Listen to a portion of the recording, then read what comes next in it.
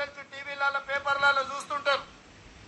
మా మంత్రులు, మా ఐఏఎస్ ఆఫీసర్లు విదేశీ పర్యటనలకు వెళ్తుంటారు. విదేశాలలో జరిగిన అభివృద్ధిని చూస్తుంటారు. అక్కడ పరిపాలనను పర్యవేక్షిస్తుంటారు. అక్కడ ఏ రకమైన మెలకువలతో పరిపాలన అందిస్తుండ్రో మా ఐఏఎస్లు, ఐపీఎస్లు లేకపోతే మా మంత్రులు పర్యటనకు వెళ్తారు. నేను ఆలోచన చేసిన, నేను కూడా ముఖ్యమంత్రిగా చాలా దేశాలు చూసిన. ఆ దేశాలకు వెళ్ళినప్పుడు అక్కడ పాఠశాలలో ఉన్న విషయాలను నేను కనుక్కున్నా.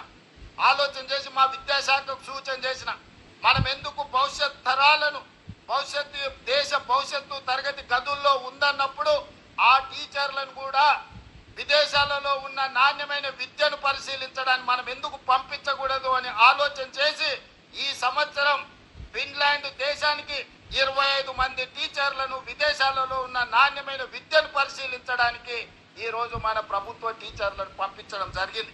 అదేవిధంగా వియత్నాంకి, జపాన్కి, సింగపూర్కి వీళ్ళందరినీ టీచర్లను సెలెక్ట్ చేసి ఇతర దేశాలలో ఉన్న నాణ్యమైన విద్యను, సాంకేతిక నైపుణ్యాన్ని పరిశీలించడానికి ఈ రోజు మన టీచర్లను పంపిస్తున్నాం.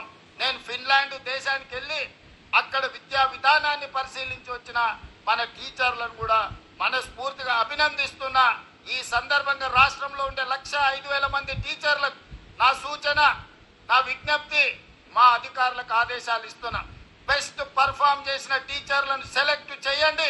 ప్రతి సంవత్సరం అవసరమైతే 500 మంది టీచర్లనైనా విదేశాలకు పంపించి అక్కడ విద్యను పరిశీలించి అక్కడ ఉన్న నైపుణ్యాన్ని మన పాఠశాలల్లో ప్రవేశపెట్టి మన ప్రభుత్వ పాఠశాలల్లో మన పిల్లలకు నాణ్యమైన విద్యను, సాంకేతిక నైపుణ్యాన్ని నేర్పించడానికి అవసరమైన ప్రణాళికలు సిద్ధం చేయండి.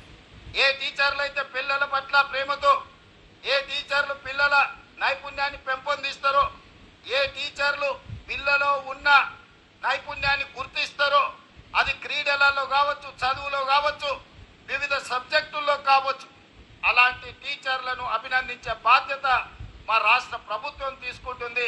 రాష్ట్ర అవతరణ దినోత్సవం రోజు, అదేవిధంగా డిసెంబర్ 9 తెలంగాణ తల్లి జన్మదినోత్సవం సందర్భంగా ఆయా టీచర్లను ప్రభుత్వం అధికారికంగా సన్మానించి వాళ్ళను ఒక తామర పత్రం ఇవ్వడం ద్వారా వాళ్ళను భుజము తట్టి మీరు రాష్ట్ర నిర్మాణంలో, తెలంగాణ పునర్నిర్మాణంలో మీ భాగస్వామ్యాన్ని ఈ ప్రభుత్వం గుర్తిస్తుంది, ఈ ప్రభుత్వం అభినందిస్తుంది అని నిర్ణయం తీసుకోవాలి. దానికి సంబంధించిన అంశాలను కూడా ఈనాడు మన అధికారులు ఆదేశాలు ఇస్తున్నా, దానికి సంబంధించిన ఏర్పాట్లు చేయండి.